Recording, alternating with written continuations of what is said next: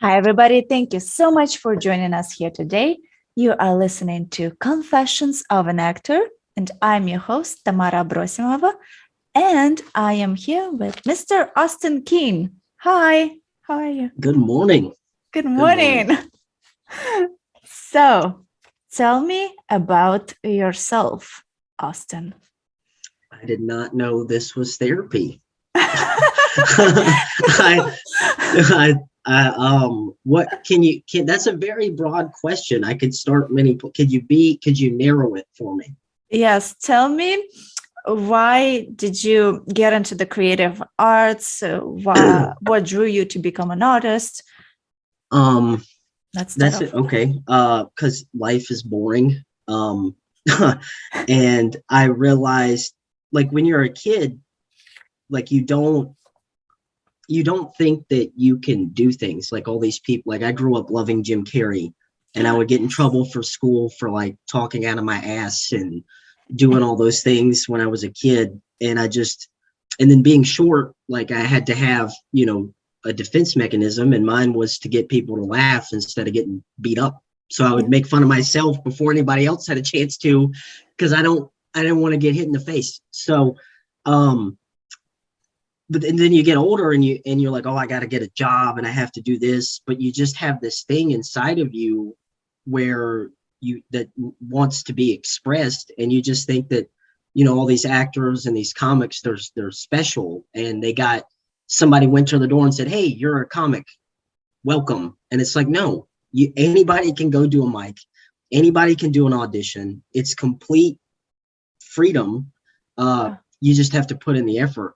So, yeah, just not wanting to dig ditches and work hard for like $10 an hour Oh really got yeah. me into really got me into. Oh, it's a cat. Yeah.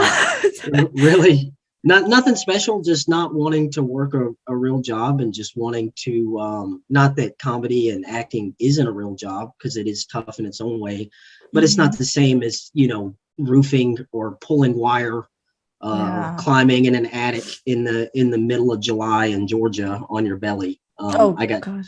That's I've got tired of doing that. I was gonna say that sounded very specific. So Those are all yeah. things I've done. Yeah. And I feel So like, being, because you're a comedian and you're an actor. What yes. else do you do? I mean, I write. I haven't, like everything. Nothing's been really produced or anything. I've written some music videos and some shorts and stuff like that. But um, yeah, it's mainly. I don't know. A lot of people hit me up for help on stuff when they're stuck. And then my one of my best friends, his name's Plug Chapman. He's an established comic in Atlanta, and he teaches a class at the Laughing Skull for stand up. Oh, And I like to go and help out with that. And one of my things um, is, when I go to help, is I tell people, look, you don't have to listen to me. Plug's been on TV. He's done these mhm. things. He's hung out with Kevin Hart and been on Misfits and Monsters with Bobcat Goldthwait. Like, he's done some shit.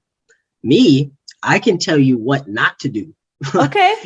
in stand-up comedy, and like what are some things you like, a short track way to film, because I love comedy, and when I got into comedy, I just got in and didn't respect it, and was like, you just get up and you talk and you be funny, and I burned a lot of bridges and looked like an asshole, and did a lot of just made a lot of mistakes.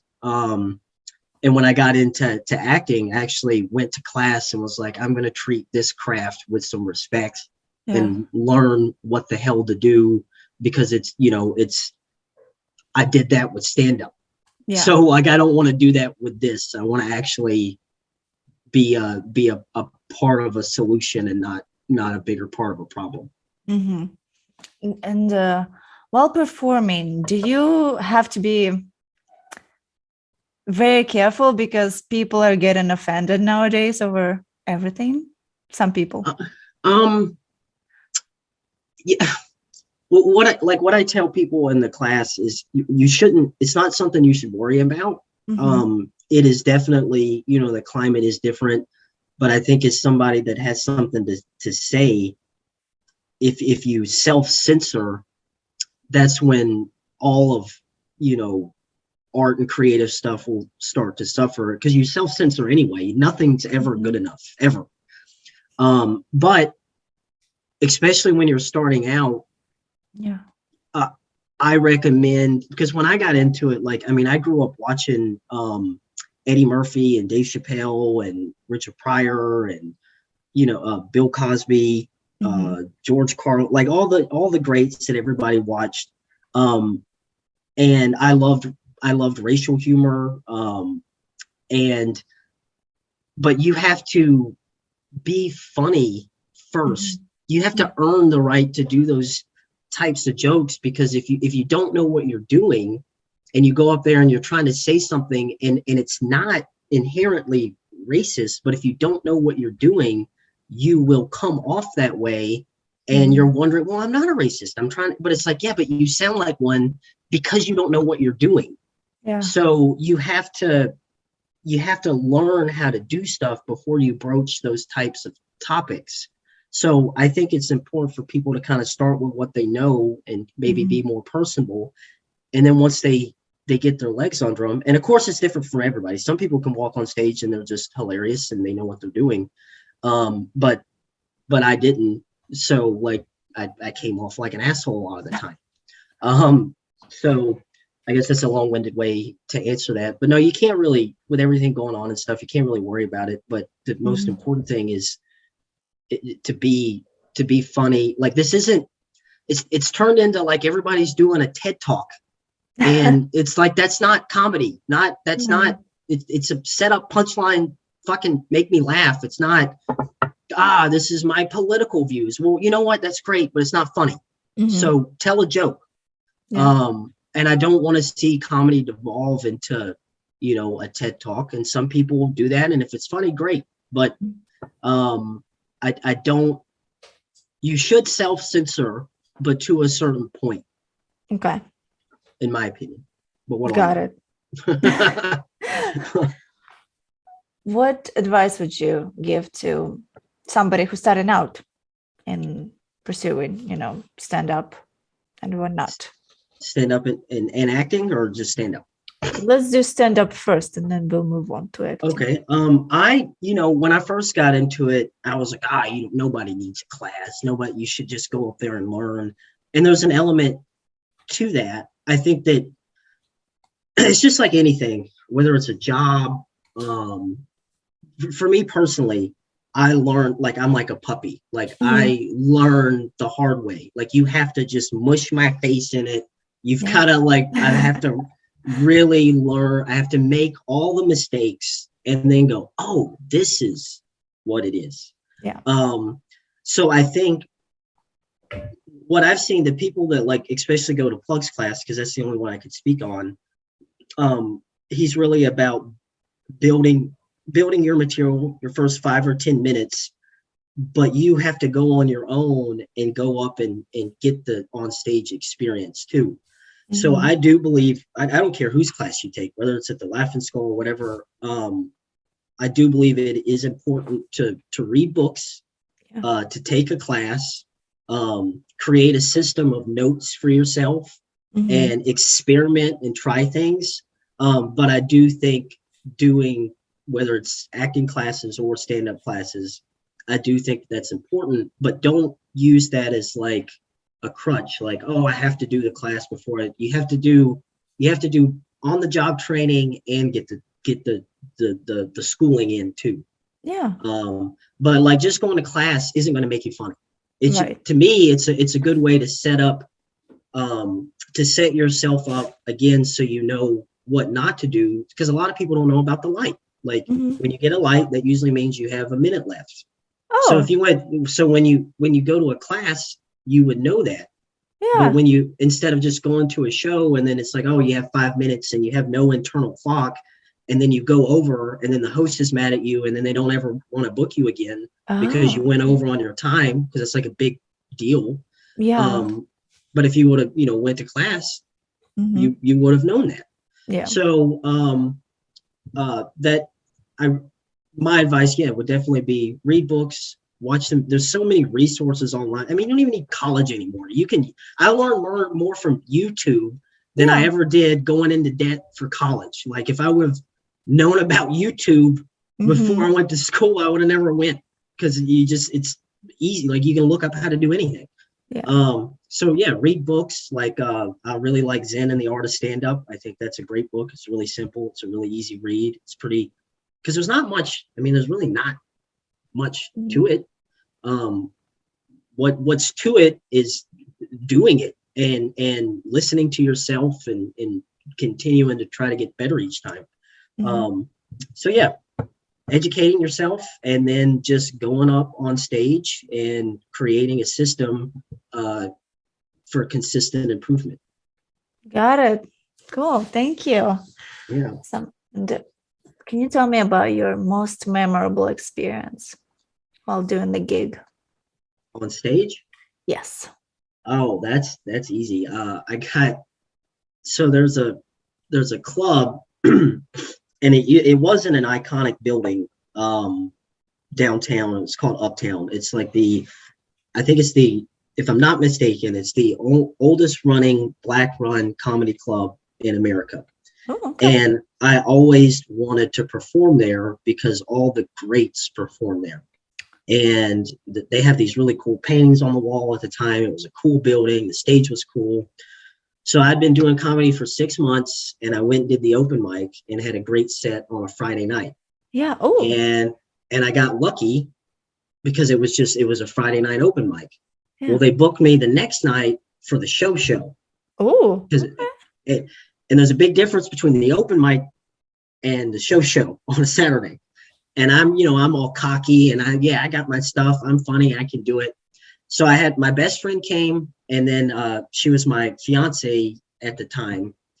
And she brought a couple of her friends. And so I had like 4 people there. The girls that came ended up getting drunk. And so having to don't invite people to shows. Just don't. That's never works. Maybe invite one person, but yeah. So I go on stage, and the host before me, he did this really, really dirty joke, and then he was like, all right, next guy come on the stage. I don't even know his name, Austin King. And no one clapped. No one did the customary, no. So no one clapped. I walked up to silence. So I did my joke. No one laughed. I did another joke. No one laughed. I did another joke. No one laughed. So I started doing crowd work, and I picked on this guy. He was this really big, buff dude, and he had like these 2 models with him, and it was freezing cold, and he was in a tank top and a scarf. I mean, this dude was jacked. I started picking on him. Yeah. No one laughed. Oh, so man. I'm like, okay, I do one more joke. Again, no one laughs. Then somebody yells out, "Get off the stage, motherfucker!" And then the crowd went boom. And they played the Price is Right music. Oh my God.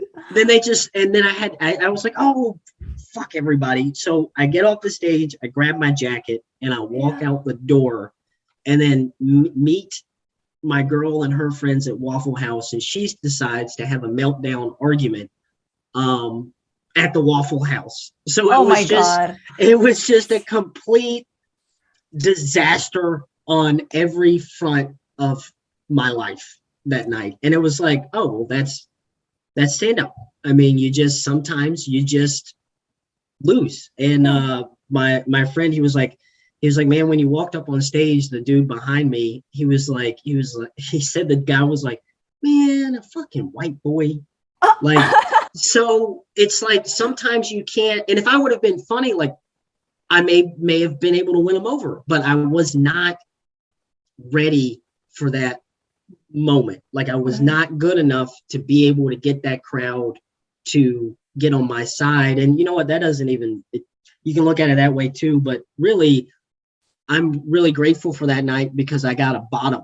Like not only did I get a bottom in entertainment, but I got there's a bottom in life. Like there's not a lot of worse things than having that many people boo you Right. off stage, and just getting humbled, which I desperately needed at that time, was really beneficial. So I'm really grateful that that happened because I found a bottom. Yeah. So now you're not, I guess, as scared to go on stage because like you've already experienced that, and now you're just like, fuck it, like I'm still gonna do it.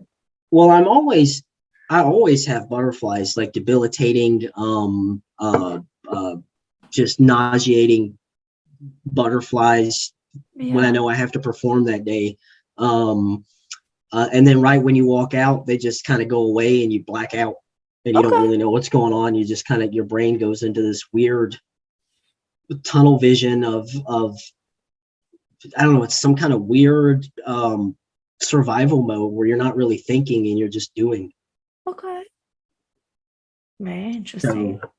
So yeah, no, I'm still absolutely terrified until I get out there and grab the mic. Then then you got to put on the show. Mm-hmm. Yeah. So gonna edit this awkward pause. I was gonna ask, like, what about acting? Like, have you done like films, or are you just getting into it? Yeah,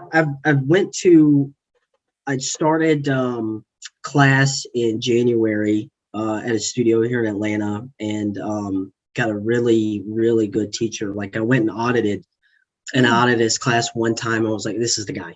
This is the dude. And he really, really was just so good. Just the way he taught was very practical, and I just loved the dude. And so I was with him for a year, and then last month I got promoted to like the intermediate class. So I've really focused, because again, going back to the education part of it, I didn't want to get into acting like I did stand-up. I really wanted to go slow and respect the craft and start to learn it. So I made, I made a kind of an agreement with myself with, all right, we're not going to audition. We're not going to do anything until we get, I'm talking to myself as a we, we're not going to do anything until we get promoted into the next class. So once I did that, I got Actors Access, got the headshots, got everything going. So now it's like, okay, now I need the reel, because you know how it is on Actors Access. Some things ask you for a reel. It's good to have those things. So now the goal, it's a very step-by-step process. Now I need to get film for the reel. So I booked, the Snap show in Knoxville, which that was a cool experience. Yes, it's one of those reenactment. Oh, it was cool. It's one of those reenactment shows. But it's just getting those little roles and a little experience to build that part up, because a lot of my friends in comedy haven't taken classes and haven't done acting stuff, and then they've gotten acting gigs because of their stand-up. And it's like, you need to be prepared for when that does happen. So like knowing how to read lines, knowing how to read the script, knowing how a set works and all those things. Like I did background work for a while. Have a pretty funny story with Tyler Perry, which is cool. But yeah, just really I've just been focused on going slow with it. And yeah, going back to Snap, that they were really good people. I got murdered. So I had to play dead and get rolled up in a carpet, which was cool. I've always wanted, I'm one of those people that watches and I'm like, is he breathing? Is he breathing? I mean, he's breathing. Yeah. So I got to play that. It was like, I'm not going to be breathing. I'm dead. And what was so fun about that was I had like 4 people. I had the producer, the director, 3 of the actors, all talking about how to get me out of the back of this truck, talking about me being dead. Yeah. And I was like, is this what dying is like? Like, you're just gonna have all these people talking about you, like right over your dead body. Yeah. So that was really cool to play dead.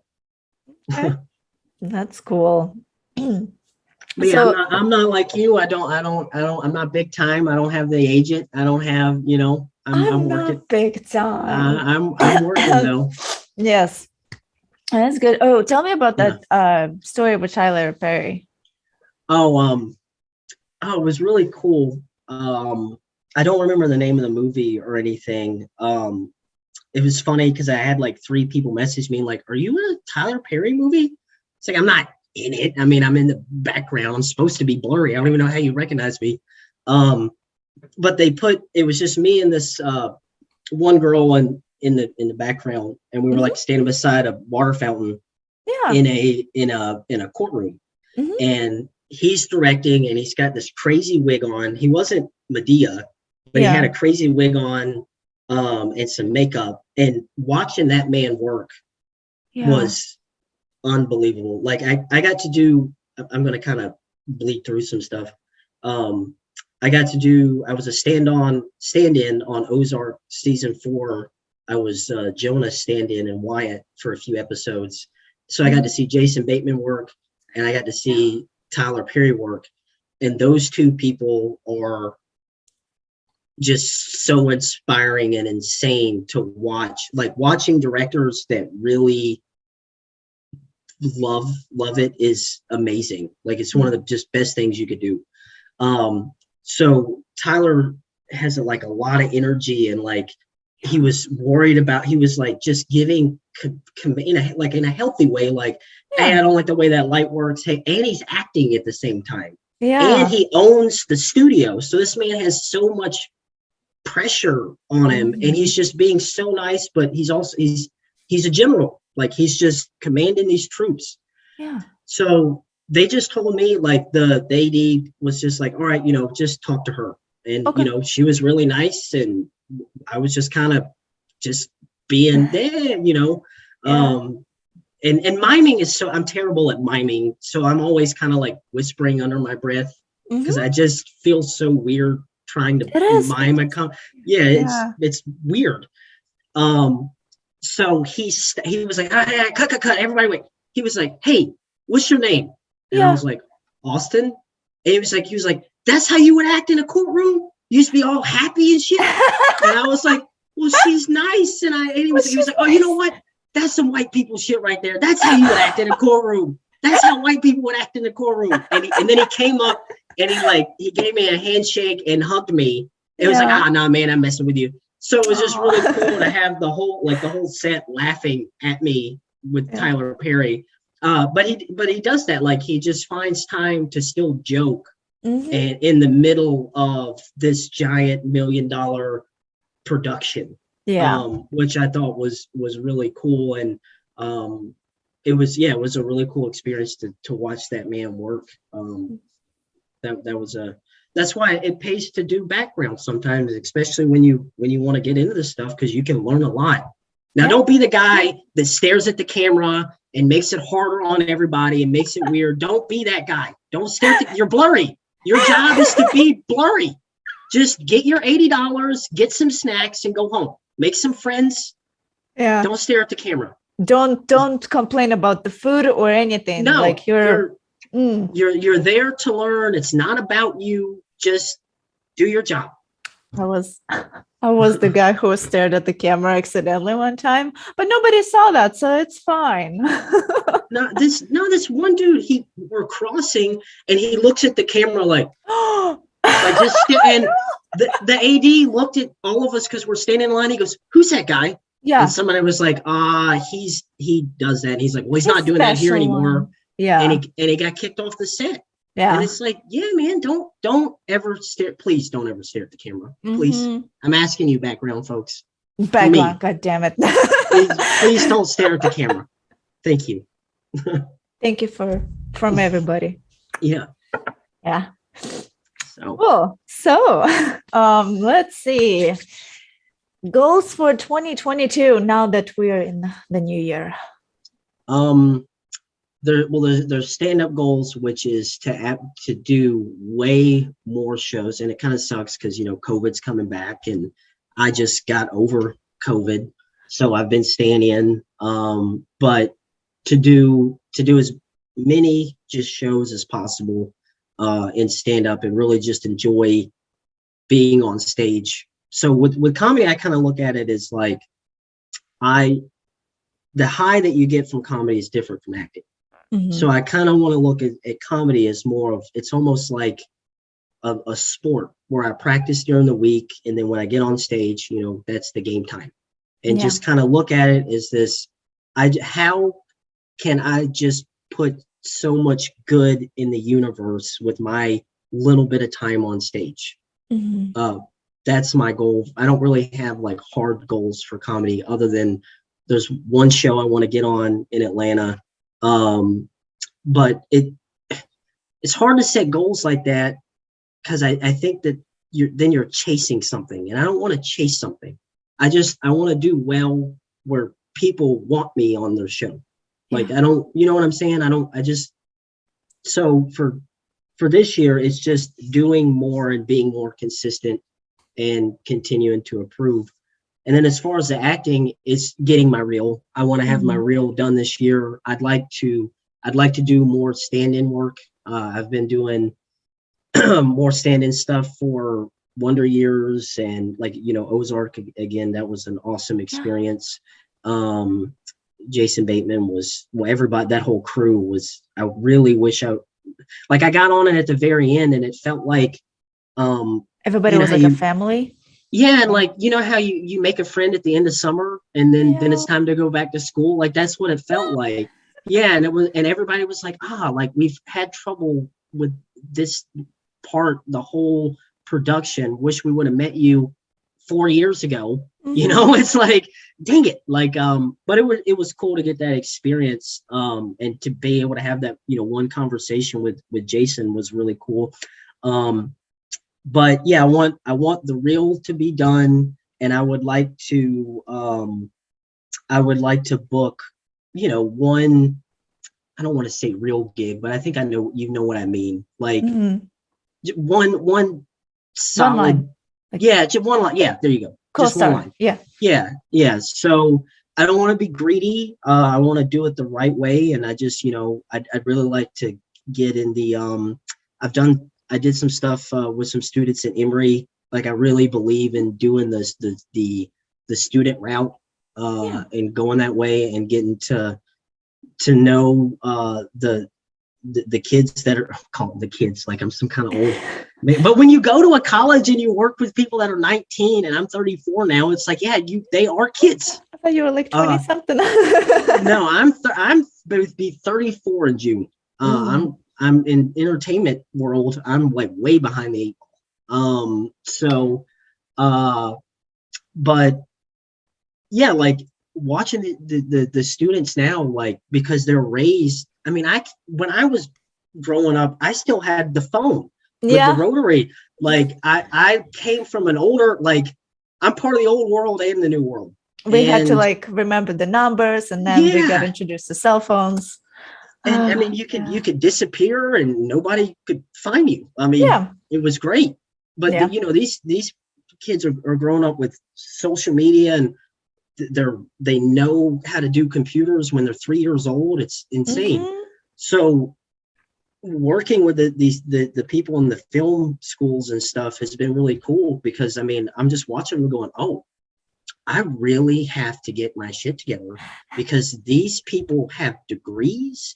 And they're 18, 19 years old, and they know everything. And these are the people, that it's co-opetition. It's not, I don't really think it's straight on. Everybody, has this thing, like, there's not enough room for everyone. And I'm more of the opinion of, like, there's room for everybody who wants to work hard. So just, watching them, it's like, I really have to get on it, because there's people that are way younger, that are way ahead on their resume. So, but there's parts that are for me. I just have to go audition for them. So, but yeah, so getting the reel and just getting myself set up to where I deserve a conversation, or maybe not deserve isn't the right word, but I'm prepared for if I do have a conversation with an agent, it looks like I'm working, Yeah. like I'm putting in the effort. So yeah, just getting that done. That's my goal. Okay. And what is your next project going to be? What are you working on now? Well, I have a show in January in Florida, a stand-up show. I'll be doing like 25 minutes with Plug. Okay. With I Plug? do. What do you mean with Plug? His Plug is one of my best friends. He teaches the class at the Laughing Skull. Yeah. Me and him go on the road quite a bit. So I'm doing that, and then we have our podcast that we do called the Broadcast, where Mhm. we took a little bit of a break in the fall, but that's kind of what we do weekly. It's about bad relationship advice. So we talk about dating and things like that.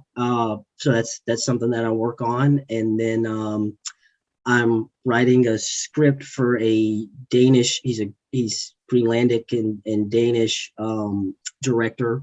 Mhm. So I'm writing a thriller for him. I wrote him a treatment, and Mhm.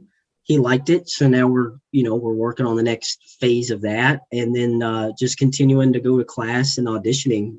Actors Access and Backstage are really cool. It's like 1 minute I'm like, oh God, I got to get my resume done, and I want to do a gig, and then you put on a couple photos, and then you're going to Knoxville and you're on TV like Yeah. within a week, and it's like that's It's crazy crazy. that it's that easy. You just put in a little bit of effort, and you have some photos, and you can get Yeah. on TV. So, I just have auditions for that. I don't have any acting gigs set up yet.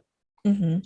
Okay. So Well, just it's a trying to, start. So yeah. yeah, So you put in an effort, which is great because a lot of actors are lazy. Like how an Actors Access, like you have to confirm that you're going to submit the audition instead of mhm. like it was before, just you could have submitted, you could not have submitted, and it messed up a lot of productions, and a lot of Mhm. casting directors were getting mad about that because it's like, they're Yeah, because expecting. you're leaving them in a lurch, and then they're Yeah, waiting on an audition, and then you don't do it. It makes it tough. yeah, exactly. But yeah, that's awesome. It's awesome. Keeping yourself busy and whatnot. And yeah, okay. I don't have any more questions. You explained everything so well. So Okay. thank you.